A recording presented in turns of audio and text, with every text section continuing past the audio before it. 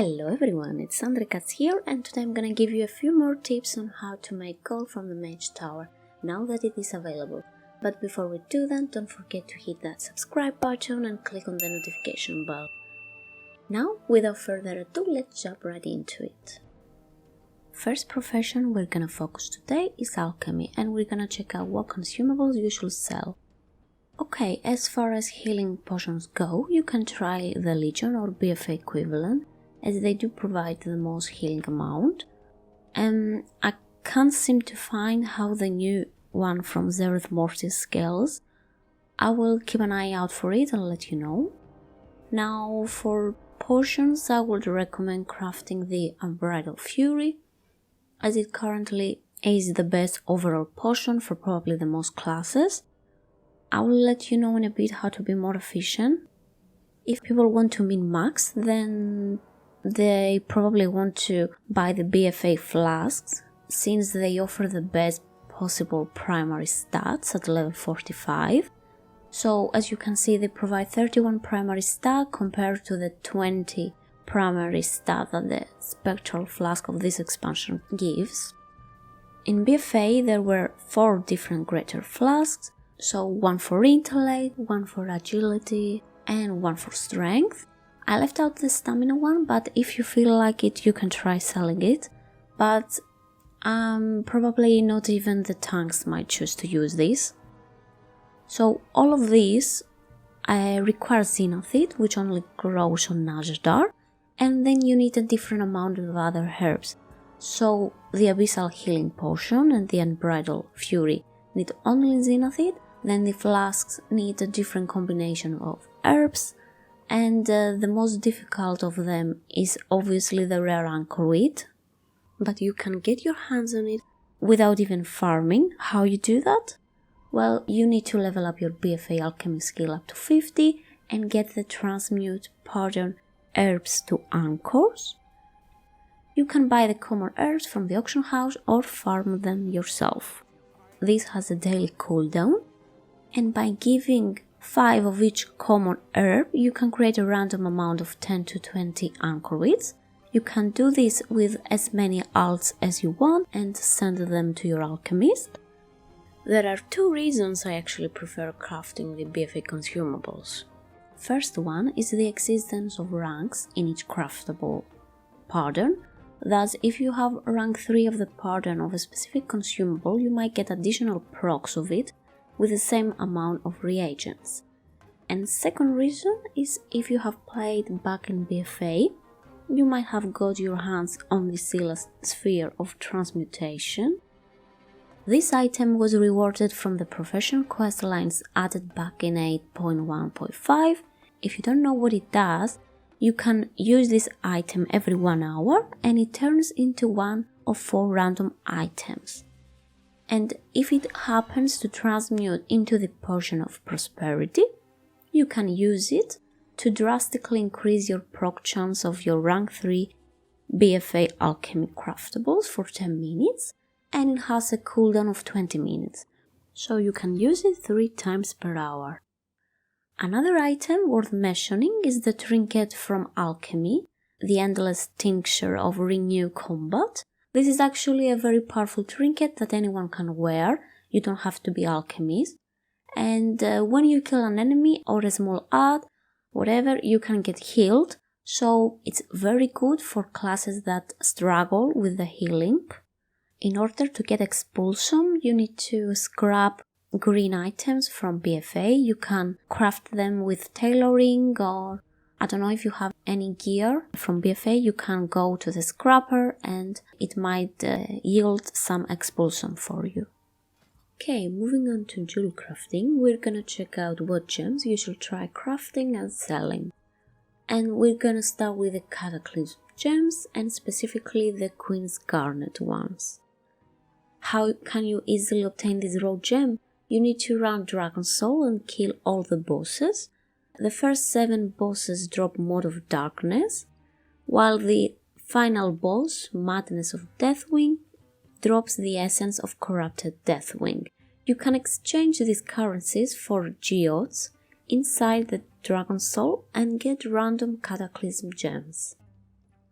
So once you have defeated all the bosses, you need to head back to the base of Wirma's temple, next to the first boss, and you can trade these currencies to buy the geodes from Dasnurimi, if I'm correct.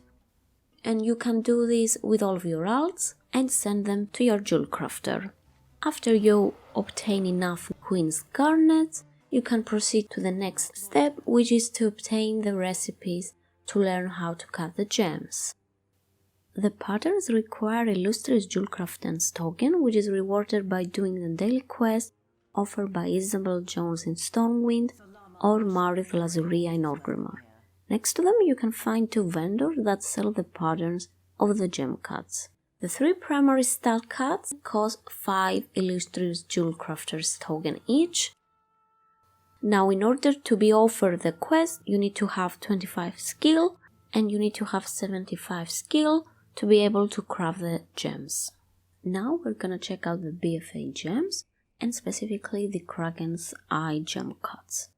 These offer primary stat and need only 1 Kraken's Eye to craft them. To get it, you have to prospect BFA ore, so platinum, storm silver and monolite will do just fine. The osmanite one doesn't give this gem, so beware of that. Thus, whatever cheap ore you can find in auction house, you can buy it and prospect it. Sometimes you might find any cheap Kraken's Eye as well, so track them in your auction house favorite list. By prospecting osmanite, you can craft the Leviathan's Eye primary gem cuts and other secondary stat ones. These are very powerful gems. They need to be socketed onto a 50 item level gear and above.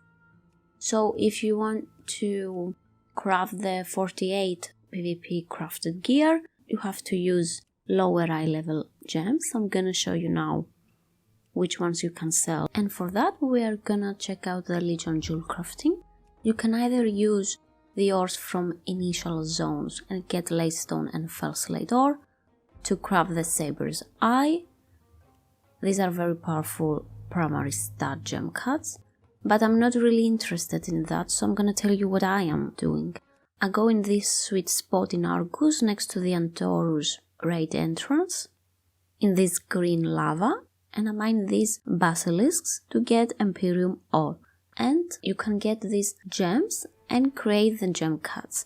These can be applied onto a 44 item level gear, and they give a good amount of secondary stat. I explained on my first video of Mage Tower series that some people might want to create or buy the 48 item level PvP gear. The TLDR is they want to apply powerful legacy enchants on them, so you cannot add the 50 item level gems on them, so this is a very good solution to that. And last but not least, you can try selling some food if you got a bit of skill in cooking. What I'm focusing at the moment is the Boralus blood sausage. This is overall the best primary stat food for Mage Tower. It's wiser to craft it if you got rank 3.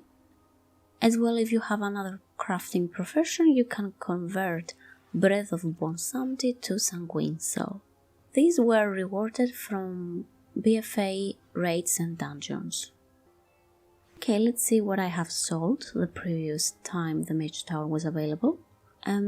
Okay, I sold around 200 Boralus blood sausage in the price of 280 gold, so very good price. It was almost full profit for me. Okay, let's see the gems now. Alright, I have sold 4 Kraken's Eye of Agility and 1 of Intellect. I also did sell 1 Leviathan's Eye.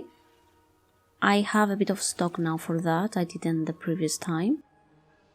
And I did sell a bit of raw Queen's Garnet in the price of 4k almost each one. No, actually it's 5k. Yeah, I didn't have the patterns the first time around. It does take you a bit of time to catch up on them. They do require 5 days to get one pattern. So 15 days to get the 3 primary stat gems. Now let's see a bit of the alchemy sales.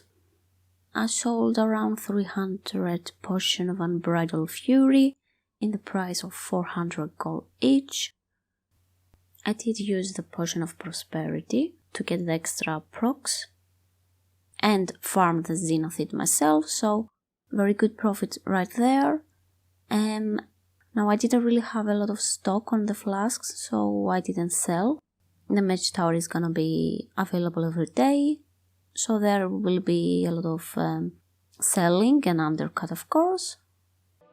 And with that, I'm gonna close today's video. As always, thank you for tuning in, and don't forget to subscribe to my channel, hit the notification bell, drop a like or a comment if you would like to support me. There are links in the description below.